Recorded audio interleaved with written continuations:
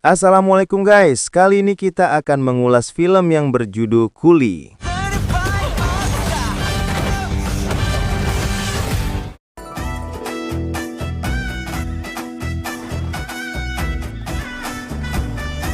Di kota Vizag, sebuah perusahaan bernama Kingpin Logistik telah bertransaksi di pelabuhan selama bertahun-tahun untuk kegiatan ekspor-impor.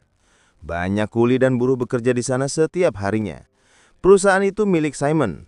Informan polisi, Palani Sami, mengungkapkan perusahaan logistik itu telah melakukan penyelundupan berbagai jenis barang mahal, mulai dari jam tangan, emas, dan miras. Palani ditanya tentang polisi yang menyamar pernah dikirim 8 tahun lalu. Namun polisi itu hanya setahun aktif menyampaikan informasi. Setelah itu dia menghilang. Menurut Palani, tidak mungkin ada polisi yang bisa menyamar sampai 8 tahun. Salah satu orang kepercayaan Simon, Dayalan, sangat kejam. Setiap orang yang dicurigai membahayakan bisnis akan dibunuh. Pemilik perusahaan Simon jarang datang ke pelabuhan. Putra Simon, Arjun, adalah petugas bea cukai. Arjun kurang tertarik dengan bisnis ayahnya, tapi dia tetap membantu agar tidak ada gangguan dari pihak pemerintah. Palani yang seorang informan kemudian kembali ke pelabuhan sebagai kuli, tapi keberadaannya sudah diketahui. Barakabal datang berhari-hari hanya untuk mempercepat kematiannya. Saat itu juga, Dayal membunuh Palani di hadapan para kuli sebagai peringatan. వీడిలోనే పోలీసులు పంపించిన ఇంకో ఎలుక దానంతటా అదే బయటికి రాదు కానీ ఇక్కడున్న 14,400 మంది కూలీల్లో. Di kota Chennai, Tamil Nadu, ada seorang pria yang mengelola rumah kos. Pria itu sangat dihormati. Ruangannya tidak boleh dimasuki siapapun. Pria itu bernama Devaraj. Selama 30 tahun terakhir, dia menjalani hidup damai tanpa kekerasan. Devaraj, yang biasa dipanggil Deva, juga hari-harinya dia lalui dengan ceria bersama anak buah dan anak kosnya.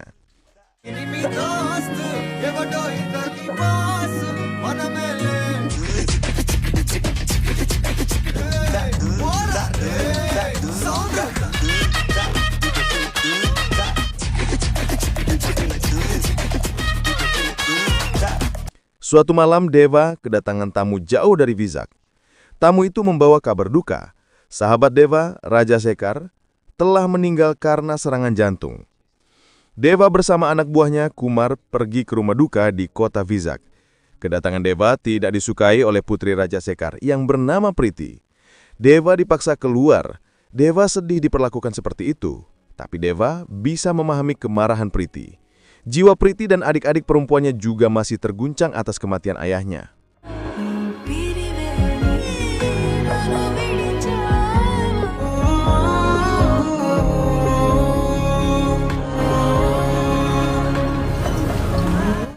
Setelah kremasi Raja Sekar selesai dilakukan, seseorang bernama Ravi datang. Ravi yang dalam kondisi mabok menyebut dirinya dan Raja Sekar telah banyak melihat kematian. Ocehan Ravi membuat Deva menyadari ada yang tidak beres. Dia menyelidiki penyebab kematian Raja Sekar. Laporan hasil otopsi Raja Sekar didapatkan dari seseorang. Deva kemudian mengajak Priti bicara empat mata tentang hasil otopsi. Ternyata laporan otopsi yang dimiliki Priti berbeda dengan aslinya. Penyebab kematian Raja Sekar bukanlah serangan jantung, melainkan pukulan keras di dadanya. Laporan otopsi yang kamu punya itu palsu. Fakta sebenarnya seseorang telah membunuh ayahmu, ucap Deva. Priti tidak ingin masalah kematian ayahnya diperpanjang. Dia dan kedua adik perempuannya harus tetap melanjutkan hidup. Balas dendam juga tidak akan mengembalikan ayahnya. Deva memiliki pandangan berbeda. Dia yang sudah puluhan tahun meninggalkan dunia kekerasan tidak terima sahabatnya dibunuh. Pelaku harus dihukum berat. Untuk menemukan pembunuh Raja Sekar, Deva dan Kumar menemui Ravi yang dianggap dekat dengan Raja Sekar selama beberapa tahun terakhir. Rupanya, Ravi sering mendengar nama Deva dari Raja Sekar. Ravi mengajak Deva pergi ke sebuah tempat yang biasa menjadi kantor Raja Sekar. Cerita besar tentang Raja Sekar dimulai 5 tahun lalu. Raja Sekar yang seorang ilmuwan berhasil menciptakan kursi listrik atau kremator bergerak untuk mengkremasi bangkai hewan. Pemerintah menolak temuan Raja Sekar. Kursi listrik itu akan membawa bencana apabila jatuh ke tangan yang salah. Kursi listrik Raja Sekar disita pemerintah. Raja Sekar tidak tahu harus berbuat apa. Padahal dia mengharapkan temuannya bisa menghasilkan banyak uang untuk kebutuhan biaya pendidikan putri-putrinya. Di tempat lain, Simon dan anak buahnya sedang menjalankan bisnis baru yang menghasilkan banyak uang. Simon juga memiliki banyak musuh. Hampir saja Simon terbunuh andaikan tidak diselamatkan oleh kepercayaannya, Dayal. Simon mengamuk. Malam itu 22 musuhnya berhasil dibunuh. Simon bingung kemana harus membuang puluhan mayat itu agar tidak terendus polisi. Arjun memberitahu ayahnya tentang adanya temuan kursi listrik. Kursi itu diyakini bisa mengubah mayat menjadi abu hanya dalam hitungan detik. Anak buah Simon membawa paksa Raja Sekar dan putrinya, Priti. Raja Sekar diharuskan membuat kembali kursi listrik temuannya. Tapi kali ini bukan untuk bangkai hewan, melainkan mayat manusia. Raja Sekar tidak bisa menolak demi keselamatan diri dan ketiga putrinya. Dia bekerja keras menciptakan kursi listrik lagi. Hasilnya, Raja Sekar berhasil mengubah mayat menjadi abu hanya dalam hitungan detik. Sejak saat itu, Raja Sekar dipaksa melakukan pekerjaannya di tempat yang sudah disediakan. Imbalan uang yang diterima dari Simon juga cukup besar. Raja Sekar terus melakukannya demi keselamatan putrinya. Tutu Ravi mengakhiri cerita. Setelah kematian Raja Sekar, kelompok Simon kesulitan menghilangkan mayat tanpa jejak. Dayal teringat dengan putri Raja Sekar, Priti, yang selalu menemani ayahnya. Dayal yakin Priti bisa mengoperasikan mesin kursi listrik. Anak buahnya diperintahkan untuk membawa Priti. Saat ini Priti sedang menemui kedua adiknya, Priya dan Rewati di asrama kampus. Anak buah Dayalan datang mencari ke sana. Petugas keamanan asrama dilumpuhkan. Priti bingung harus berbuat apa. Tiba-tiba datang seorang penyelamat. Dialah Deva.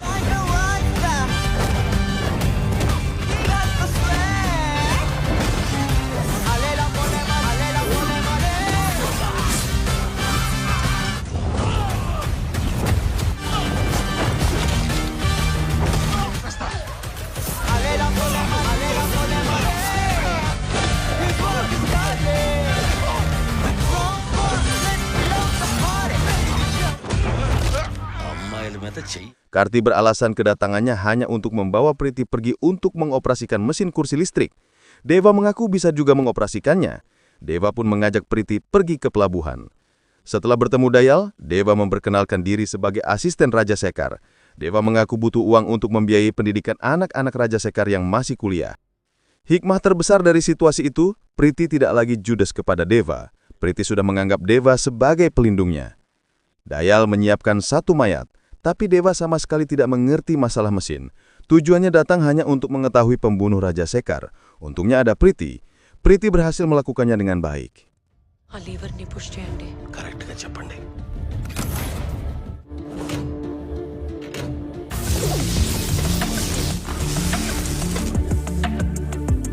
Deva dan Prisi terus bekerja membuat mayat menjadi abu. Deva juga terus berusaha mencari informasi tentang kematian Raja Sekar. Tapi sampai sejauh ini belum ada petunjuk apapun yang didapat. Dayal mendapat informasi dari Arjun bahwa pekerja bernama Rishi menjadi informan polisi. Mengetahui itu, Simon juga datang langsung ke pelabuhan untuk menghukum pekerja tersebut. Rishi bersumpah kepada Simon, dia bukan informan polisi. Dia mengaku pernah bertemu polisi kemarin, tapi polisi itu pamannya yang tidak terkait dengan masalah di pelabuhan.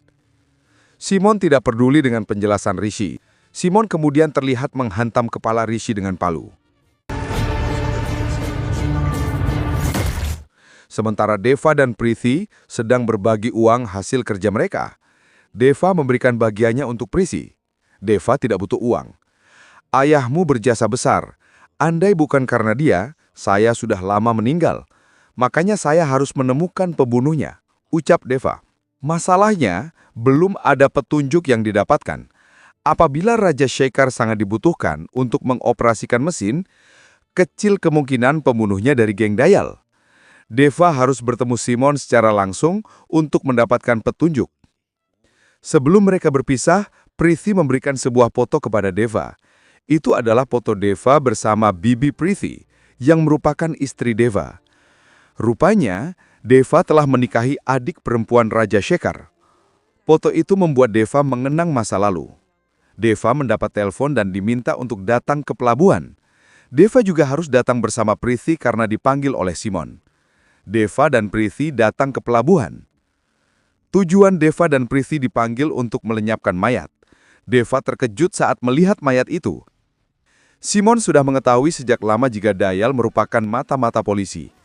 Dayal adalah polisi menyamar yang dikirim 8 tahun lalu. Simon tidak ingin Dayal dilenyapkan dengan mesin kursi listrik. Deva diminta mengubur Dayal di belakang kantor komisaris polisi. Itu adalah teror buat kepolisian karena berani mengirim mata-mata. Deva dan Prissy membawa mayat Dayal sesuai instruksi Simon. Mereka mengubur mayat Dayal. Sesuatu yang aneh terjadi setelah Dayal dikubur. Tangan Dayal bergerak keluar. Ternyata Dayal masih hidup. Deva menelpon Karti memberitahu tentang Dayal. Karti justru meminta Deva merahasiakannya dari Simon. Karti langsung bergegas ke lokasi. Mereka harus mendapatkan uang yang dimiliki Dayal terlebih dahulu. Setelah itu Dayal akan dibunuh. Simon mengetahui tentang Dayal yang masih hidup dari anak buahnya. Deva ditelepon dan meminta Dayal harus tetap dibunuh. Jika itu dilakukan, Simon berjanji akan memberikan Deva hadiah spesial. Deva jadi bingung. Dayal juga memohon-mohon agar nyawanya diselamatkan. Prithvi kasihan dengan Dayal. Deva diminta memberikan Dayal kesempatan kedua, tapi Deva tetap membunuh Dayal dengan sekop.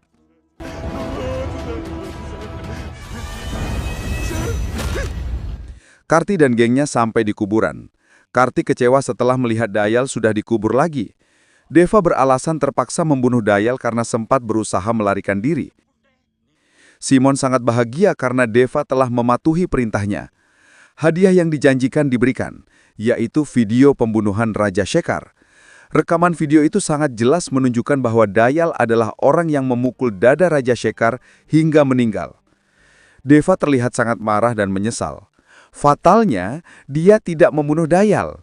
Deva membiarkan Dayal hidup, bahkan Prissy menemani Dayal untuk kabur ke kota Hyderabad.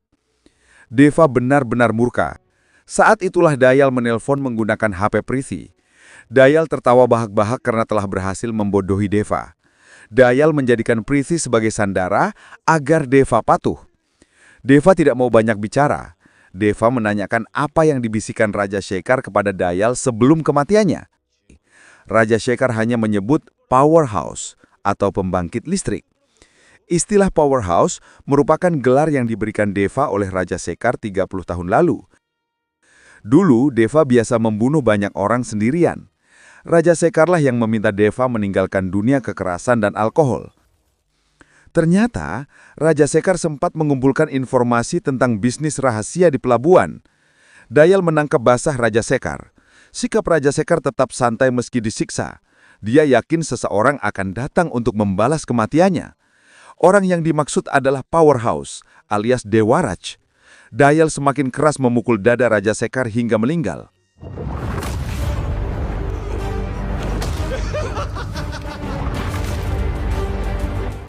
Kini Dayal bersama Prithvi berada di kota Nellore. Melalui telepon, Deva diminta untuk melakukan banyak hal agar Prithvi tidak disakiti. Kedua adik perempuan Prithvi juga dalam tahanan anak buah Dayal. Deva mengikuti semua perintah Dayal. Sepertinya Dayal dan istrinya berencana kabur ke Filipina, sehingga butuh banyak uang tunai dan paspor. Deva mengambil semua kebutuhan Dayal dari anak buahnya, lalu Deva diarahkan untuk menyimpannya di sebuah ruangan rahasia di pelabuhan. Selanjutnya, Deva harus mengambil dokumen dari seseorang bernama Saravanan. Dayal mengarahkan Deva untuk memasuki area terlarang yang menggunakan kode brankas. Di sana, Deva menemukan Saravanan sedang ditahan dan disiksa oleh anak buah Simon. Deva mengalahkan mereka semua.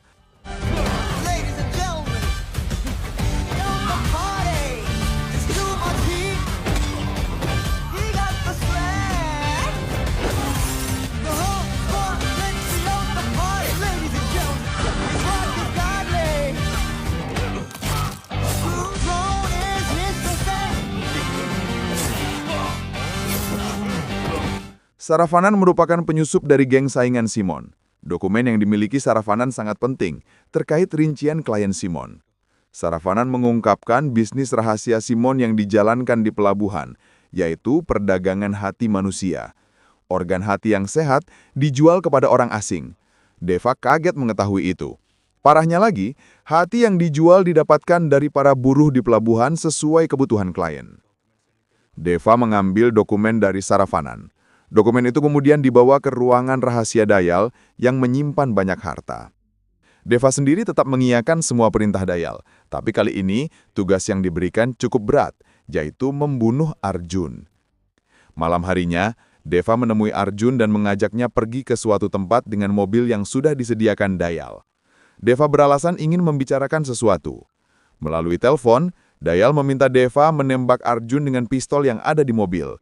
Mayat Arjun harus digubur di belakang kantor komisaris polisi. Itu adalah cara Dayal balas dendam. Pilihannya hanya satu, membunuh Arjun atau Priti yang terbunuh. Arjun heran dibawa ke tempat terpencil, tapi ternyata bukan untuk dibunuh, melainkan dibawa ke tempat kekasihnya Kalyani yang sudah menunggu. Deva meminta Arjun segera pergi jauh bersama kekasihnya untuk menjalani hidup yang baik dan tenang. Tidak berserang lama, Deva mendapat pesan dari Dayal. Deva heran, Dayal begitu cepat mengetahui tentang Arjun yang tidak dibunuh. Deva memilih untuk kembali ke tempat Arjun. Keesokan harinya, Deva mendapat telepon dari Dayal. Keputusan Deva yang membiarkan Arjun pergi harus dibayar mahal. Melalui video call, Deva menunjukkan nasib Priti yang akan dibuang dari atas gedung. Deva memohon agar Priti tidak disakiti, tapi Dayal tidak peduli. Priti sampai ketakutan karena nyawanya sudah di ujung tanduk. Deva terus memohon-mohon, Dayal tetap saja tidak mau dengar. Tiba-tiba Deva berbicara dengan nada berbeda. Dayal dipanggil dengan nama aslinya, yaitu Dilip. Perubahan sikap Deva membuat Dayal heran. Inilah Deva sesungguhnya, yang sudah biasa menghadapi orang-orang licik seperti Dayal.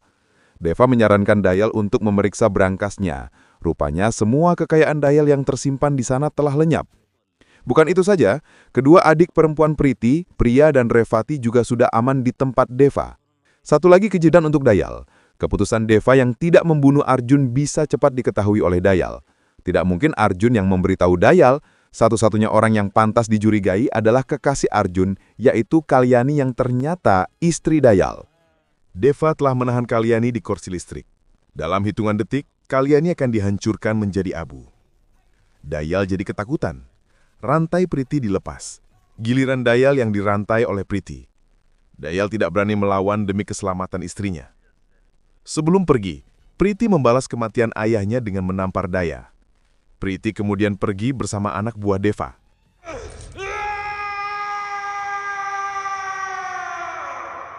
Deva akan pulang ke Chennai untuk memastikan keamanan Priya dan Revati. Sebelum pergi, Raffi memberitahu rahasia penting yang didapatkan dari Raja Sekar. Siapapun yang menelpon ke telepon rumahmu dan menyebut nomor kulimu, orang itu adalah anak kandungmu, ungkap Raffi. Deva terkejut mendengar itu, tapi informasi dari anak buahnya tidak pernah ada orang yang menelpon, apalagi menyebut angka 5821 yang merupakan nomor Deva saat menjadi kuli dulu. Deva kemudian pergi ke tempatnya. Kalyani tetap diikat di kursi listrik. Arjun sangat kecewa kepada Kalyani yang telah menipu dan mengkhianatinya. Kalyani hanya bisa menangis. Dia mengaku tidak berniat menipu. Kalyani terpaksa mematuhi semua permintaan Dayal demi keselamatan orang tuanya. Saya tidak memiliki hubungan apapun dengan dia. Bunuh saja saya, agar kamu percaya. Saya tidak pantas hidup, ujar Kalyani. Arjun jadi kasihan. Dia melepas ikatan Kalyani tanpa memperdulikan nasihat Raffi. Tapi Arjun masih marah dan kecewa. Kalyani diminta pergi jauh dari hidupnya. Kalyani semakin menangis, seperti orang tantrum. Dia tidak mau pergi. Kalyani berusaha memeluk Arjun meminta kata maaf. Hati Arjun jadi luluh. Tiba-tiba, Kalyani menunjukkan ekspresi berbeda. Tubuh Arjun dihempaskan ke truk. Kalyani menghajar Arjun secara bengis.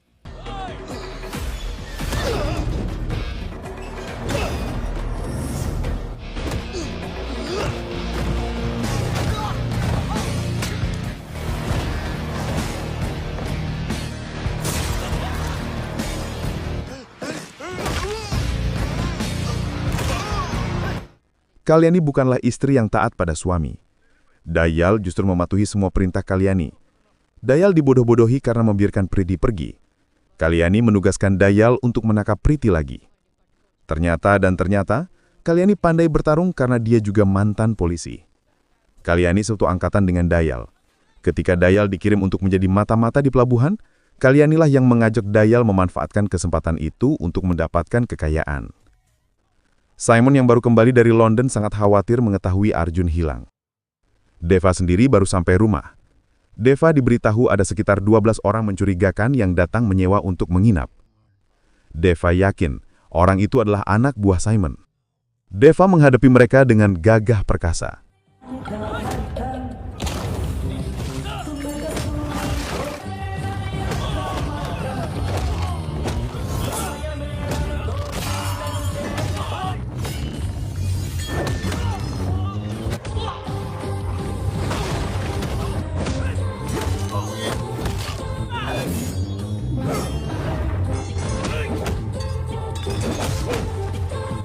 Di tempat lain, Priti dan Kumar terjebak tidak bisa melarikan diri lagi.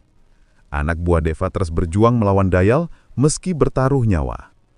Priti pasrah dengan nasibnya, tapi dia teringat pesan ayahnya dulu. Priti, jangan tanya siapa dia. Tapi jika suatu saat nanti ayah tidak ada, dan kamu dalam masalah besar, hubungi nomor telepon yang ayah berikan itu. Sebut saja, kuli nomor 5821 di telepon, ucap Raja Sekar. Situasi seperti inilah yang ayahnya maksud. Priti menelepon nomor yang diberikan ayahnya dulu. Panggilan telepon itu masuk ke telepon rumah di tempat Deva. Itu artinya Priti adalah putri kandung Deva. Deva yang sedang bertarung mengamuk mengetahui telepon rumahnya berdering. Deva mengangkat panggilan telepon itu dengan perasaan haru. Suara Priti terdengar jelas memperkenalkan diri. Tidak lupa, dia menyebut kode kuli 5821 seperti pesan ayahnya. Priti mengaku saat ini nyawanya dalam bahaya. Belum sempat Deva bersuara, Priti ditampar oleh Dayal hingga HP-nya terjatuh. Deva tidak bisa lagi berbicara dengan Priti yang sedang dicekik oleh Dayal. Deva tidak bisa tenang mengetahui putri kandungnya dalam bahaya. Deva mengamuk membunuh lawan-lawannya.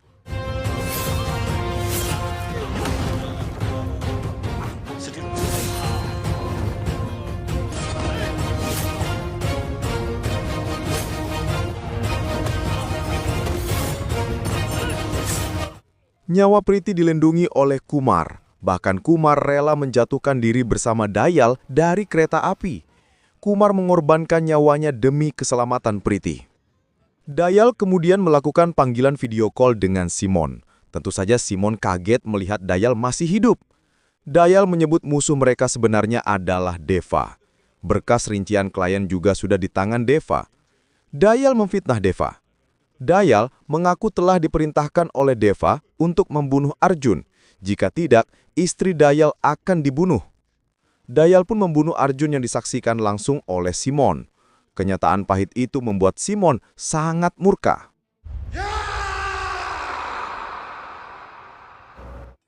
Simon mengirim lagi anak buahnya dengan jumlah lebih banyak untuk menangkap Deva. Rumah itu akan dihancurkan. Deva juga dihajar habis-habisan. Deva terlihat tidak berdaya. 18 anak buah Deva juga dalam todongan senjata. Tapi Deva terlihat tetap tenang.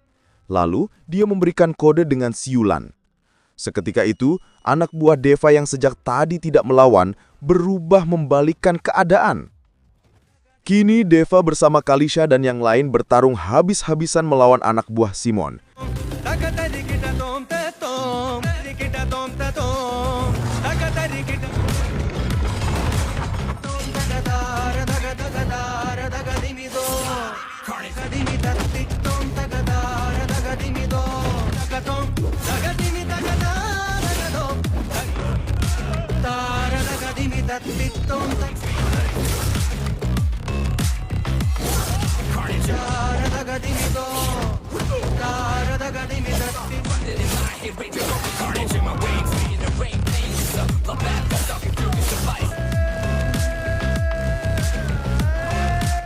Sementara Priti sedang diikuti oleh Kalyani.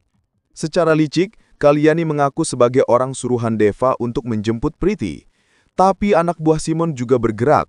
Priti dan Kalyani akan dibawa paksa ke pelabuhan. Kalyani tidak bisa berbuat apa-apa karena yang membawanya memiliki pistol. Deva mendapat laporan dari anak buahnya bahwa Priti telah dibawa ke pelabuhan. Deva pergi menyusul ke sana. Di pelabuhan, Simon meminta Kalyani melakukan panggilan video call dengan Dayal. Kalyani kembali berakting pura-pura lugu. Amarah Simon terlalu besar atas kematian putranya. Simon tidak peduli dengan rengekan Kalyani maupun Dayal. Saat itu juga, Kalyani dibunuh.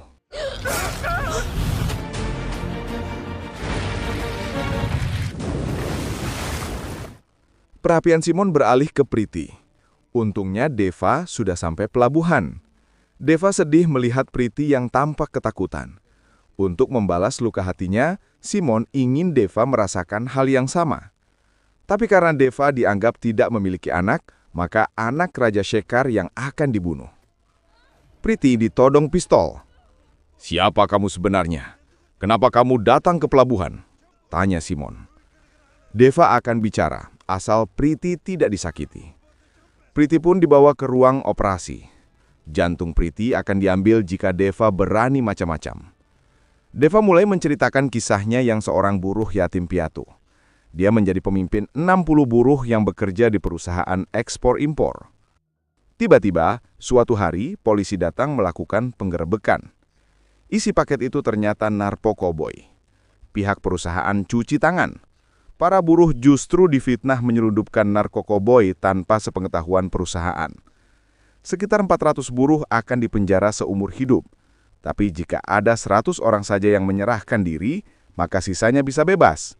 Sebanyak 60 orang anak buah Deva ikut menyerahkan diri. Setelah bersama para buruh yang menyerahkan diri, Deva baru menyadari mereka akan dibunuh dan dibuang ke laut. Deva memberikan perlawanan, tapi hanya 20 buruh yang bisa diselamatkan. Deva sangat marah. Dia balas dendam kepada bos perusahaan. Deva membunuh bosnya yang bernama Xavier. "Dia adalah ayahmu," ucap Deva. Simon baru menyadari identitas Deva. Pantas saja, wajahnya seperti tidak asing. Simon yang saat itu masih kecil, menyaksikan sendiri ayahnya dibunuh oleh Devaraj. Simon langsung menyerang ingin membunuh Deva.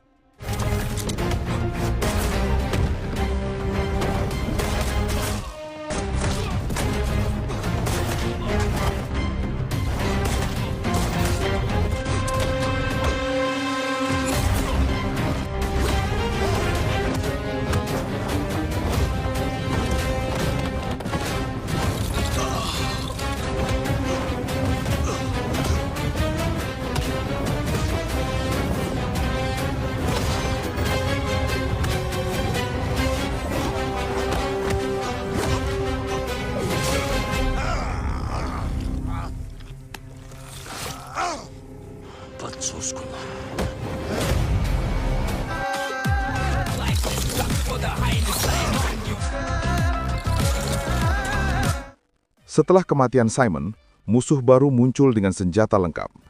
Dialah Daha. Perhatian Daha tertuju pada Deva yang telah membunuh Simon. Daha mengayunkan golok ke leher Deva, tapi dia menghentikan aksinya. Daha mengenal wajah Deva sejak puluhan tahun lalu.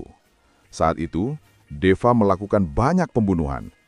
Dia menyeret mayat bos perusahaan, Xavier, di hadapan seluruh buruh. Ayah Daha, Kakar, takut dengan Deva. Daha yang masih kecil, begitu mengagumi keberanian dan kekuatan Deva sebagai pemimpin buruh. Setelah mengenali orang di hadapannya adalah pemimpin buruh paling terkenal, Daha melepas ikatan Deva. Daha justru telah lama mencari Deva untuk dijadikan tangan kanan. Deva tidak memberikan sikap yang jelas apakah bersedia atau tidak. Dia mendekati ayah Daha, Kakar, yang sudah dikenal sejak lama. Kakar seperti orang ketakutan melihat Deva. "Kakar, kamu sangat mengenal saya. Jaga anakmu agar tidak pernah bertindak merugikan buruh. Jika itu terjadi, kamu tahu konsekuensinya," ucap Deva.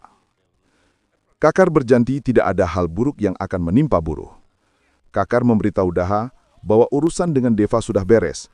Deva dan Daha bisa menjadi partner. Tiba-tiba anak buah Dadah membawa Dayal dari tempat persembunyiannya. Deva meminta Daha untuk tidak menyentuh Dayal. Hanya Deva yang berhak membunuh Dayal.